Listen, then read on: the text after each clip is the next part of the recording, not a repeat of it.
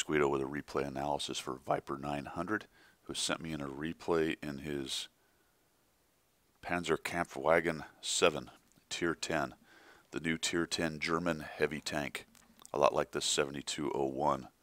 Take a look at it. It's the rear turret mounted tank at Tier 10. He put a request in the forum initially asking people for advice, and of course he got the gamut of responses to include the standard "you're not good enough" or "you don't have enough experience to be at Tier 10," which to some extent is valid critique at times, but let's see how he does. He sent the request to me and said, "Hey, I think I had a pretty good game, but I'm sure there are some things that can be critiqued." So I've seen this a couple times, and let's see what we have going on. As it is Siegfried line, and he is on assault. They're starting in the field and they'll move in.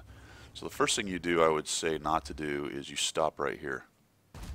Okay, great, you got a shot. So you stop, you shoot, you back up, and now you're stationary. And if you'll notice, they've got an M53-55. That is not something I would be doing right there with an M53-55. Take a look at the time. It's loaded about now, and look, it just nailed that guy. So for whatever reason, it chose him and not you. You see the guys take the shot. I would probably take that shot on the run. You did get the damage, so good on you, but I would certainly not back up after I fired or sit there for a while waiting for him to poke again, because more than likely he learned his lesson. The automatic backup thing is also something you need to try to get rid of in certain situations. And that one probably not appropriate unless you were really planning on backing all the way back up and around that bunker. That would have been valid if there were a bunch of tanks there shooting at you, but as it was, you were only asking that 53-55 to target you. You're a bit of a hurting status now. Your team has lost 3 tanks. You're going to come up here, kind of zoomed in over to there because you saw a bunch of red tanks there. The problem for me with that is there are usually guys sitting there. They don't happen to this time, but if you just drive up staring this way, you put your side armor to those guys, potentially take a hit. This is an unbelievable shot, but decent accuracy on that gun, and you made it happen, so good on you. I'd have taken that shot myself. I probably would have zoomed in a little more, but as it was, you shot him while he was still up on the rubble, so good work with that. So now you've come into anchor this corner, which is not a bad spot right in here. The problem for me with it is you're unsure whether they've occupied this area. You do have an ML2 there. You've got a grill looking down this way. This corner, though, is vulnerable to fire from this way, back up in here, down through there, guys hiding in here and shooting at you, and guys poking around this corner here, shooting at you, in addition to all these guys that are stacked up here. So it's not a terrible spot. For the moment, it's a decent forward spot. And we'll move on in. So you've got an IS-3 and an ML2 over there. Nothing going in front. Keep that front armor to people. You are putting your front sprocket out around that corner just a little bit. There are some rebel pals there. I'd have prioritized that guy in the back. T-34 saw you and bounced. Unlikely that you were going to pen the IS-7's turret. It did have its side T a little bit, but it started shifting pretty quick. So, okay, decent job side scraping here. I like the idea. This tank is good at that. Make sure you're checking your left side a little bit more, though. If you're watching the mini-map, that's great. If I was at a MIL-2, I'd have loved to come around that corner and start shooting. The good news is those 2 TDs up on the north are keeping them honest. Going for the hatch, not a bad idea. Shot was there, that's all you had. Alright, there you go. You noticed the IS-3. Put your front armor to him. At least I hope you noticed and it wasn't just random backing up. And you continue to work this corner. So let's talk about this a little bit more. You're anchoring the corner. You've got a bunch of guys shooting down this way. You've got a JT up here. A whole bunch of them stacked up here, which is pretty standard for their TDs. Some other tanks down here, but look where your team is. You got no worries on your right flank. No worries. So you have freedom of movement all along this area to start working these guys. Could have easily come up and helped the VK1 right here, potentially, or even come all the way down to this opening here. You do need to be careful here, obviously, because the JPZ-28 and the Sturv are all here and have shots down in there. But the possibility is you start lighting some of these guys, and some of these campers back here can get shots across. Let's see how it plays out. I'm not saying it's the end-all be-all move to the south, but you do have freedom of movement over there. And right now, pushing in the middle is problematic. I can tell that you're seeing that because you don't feel like you can move out into the open, and that's true. You can't. You're going to take a bunch of shots on the side. Switch to what you were seeing. That was not his view there for a moment. Spent a lot of time in zoomed into sniper mode. Okay, so that CDC, if you'd looked at your mini-map, you'd have known that he was actually way outside of those buildings. A little bit rushed shot on the IS-3. You probably could have pinned him if you just take a moment. You tend to do that just a little bit.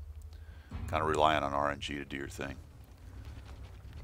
One way to make the Emil think about it a little bit is to stop moving around. Now, moving around is spoiling his shots. So it's a bit of a trade-off. But if you stop and act like you're zooming in, sometimes they will understand or figure that you've got to reload on. Now, if he's timing your reload and knew that you were nowhere near, obviously that doesn't work. So just a couple things to think about right there. IS-3 tracking, we continue to work this corner. You lose your 100.01. Team is still out ahead. And we're just sort of reacting at this point. You took a good initial forward position and worked it a little bit, but now becoming quite passive at this point, and then decide to push in. So the Emil's probably still on a reload. He's got to be getting close. You take a hit on the way in.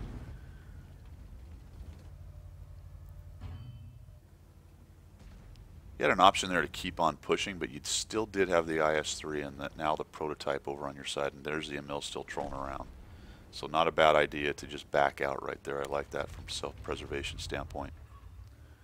You've got the IS-3 that's gone around the edge, the Emil's trolling around on the outside of the buildings there. Now, neither of those guys is a factor for the moment. So you had two options here, really. You could have pushed into the T-10 and taken them out, probably taken a hit from the Proto on the way there, or turn around and come around this way and help these two deal with the Emil and whatever else might be out here. The danger of getting in this open area is if this Foch is up in this little hill or area right here and can shoot down. And you're going to choose to stay. The Emil unfortunately takes out your WT, and then he makes a mistake and backs right into where he knew you were. So good on you. Take him out. Perfect. Now the Foch is on coming back into the town. Well, that's definitely a problem. I'd have been turning towards him right now. So he spins around that corner. He's got to know you're there. You've been there the whole game. And for whatever reason, he doesn't. Maybe on a reload, potentially. So now you're really hanging out right here. If you're going to do this, you got to go. And unfortunately, the Proto just got lit, and there he is on your side. There is a 155 sitting over there, and he will do a lot of damage to you if you've got your side to him like this. You just need to commit at this point. Everyone knows you're there. Just go get that T-10, get him out. You may take a hit in the side from the Proto. I'd have probably kept my turret towards the Proto, because if he came out, I could punish him. Then cut right into that rubble to minimize the amount of shot that the T-10 has on you. Obviously, with your turret sideways, if he shoots you in the side of the turret, he can do damage that way. But you might have got a fleeting shot on that Proto. Potentially, if your turret was towards him, he wouldn't even come out. There is a factor of intimidation on tanks where you can sometimes get them to do what you want them to do. Just a rush shot. There was really no reason to take that shot. Not like that. He'd just fire, drive in there, get a good shot, take him out. Drive into him again. In addition, a ram would have killed the guy, right? You just learned that right there. At 1% or whatever he was. I would spin this tank's armor around right now, point it towards the 155. He's not looking at you. That shot through that fountain was unreal. Keep on spinning. He's not looking at you. The other reason I would spin around and move towards the Uds is because the rest of the enemy, or at least several of the TDs, are sitting up here, and the more your rear end is sticking out around this corner over here, the more likely you are to get shot. So I had him turn, spun, and moved forward towards the Uds right there. Because what you got to think about is fighting more than one enemy. And this is where it really breaks down for you on the fighting more than one enemy and decision making. Okay, I want you to look at the mini map. look at the deployment of the enemy, and find the most isolated tank, at least the most isolated one you can get to with your friends. And if you see if you're saying the T-28 prototype, you're absolutely right. That's your next target. Also, moving into the town keeps you from getting whacked by the TDs that are sitting up there. That was not a shot. That scares me every time, even on a replay. So now we're just going to drive out and get on cap. It is currently, what, 5v5? You've got a guy in the town behind you. You've got some TDs up top. Everybody knows someone's on the cap. They probably know it's you. You put your side armor to this proto. Another kind of rush shot. Spin left a little bit. Put that front armor. You got way too much side armor. You're lucky you didn't get hit right there. He just happened to hit the column. If your clever plan was to make him bounce off the column, then good on you. Uh-oh. Yep, they definitely know where you are, and one of the TDs has shots on you. From here now, it's just time to get out of there. You can see that their scout has moved around to the back. The prototype is right there. He just fired at you. You've only got the Foch and the Sturv to help you at this point. So the AMX has done some work out there in the field. Probably your best bet now that you've made this decision is try to back out around that corner, keeping your front armor to him. But more than likely, you're going to take aggro from the TDs. Yep, still firing at you. Backing up, backing up. Holy cow, there's the JPZ. I'll just keep my side armor to him. Oh man, no way. You've got to spin your front armor, even if you're going to zoom in and take a shot. Just spin your hull to the right a little bit. Maybe even tuck up into that building slightly, just so less of your tank is pointing out, and you won't take that big hit on the side. Pretty quickly here, you're going to move up again.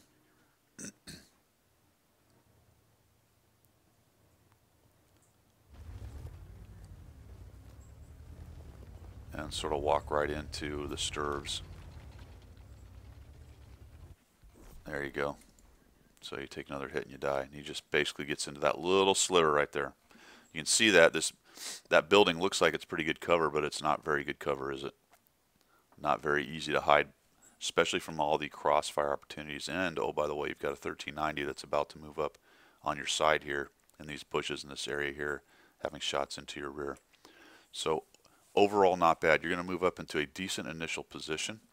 You actually do some pretty good work as far as taking shots and being patient, but you miss some opportunities to flex in different directions to help your buddies out. When you do push in, a little bit hesitant, then you get in there, a couple mistakes on the T10, you finally get rid of that guy, and then the wheels really come off when you decide to get onto the cap, which is a pretty standard, inexperienced player thing to do. So if you're thinking I'm going to put cap pressure and maybe flush these guys out, well, that'd be great if you had a lot more friends and they weren't busy trying to find the prototype and they weren't still camping back here in the corners, because they really can't advance. Neither one of these tanks is much of an advancing tank. The Foch, okay, but once he shoots his 3 shots, he's got to find some place to hide. So more than likely what you needed to do was to move back this way, rejoin with these dudes, get rid of him first, the T-28, and then it was going to be tricky, but you needed to start working on how you were going to handle these guys, and probably staying in town without driving out into the open or trying to get on the cap and let them know where you are was a much better idea. So not a terrible game. He gets 3,500, 3 kills. Critical mistake at the end in a game he still had a chance to win. Gave up the rest of his hit points and died trying to cap. I hope this helps, man. Take it easy. Good luck.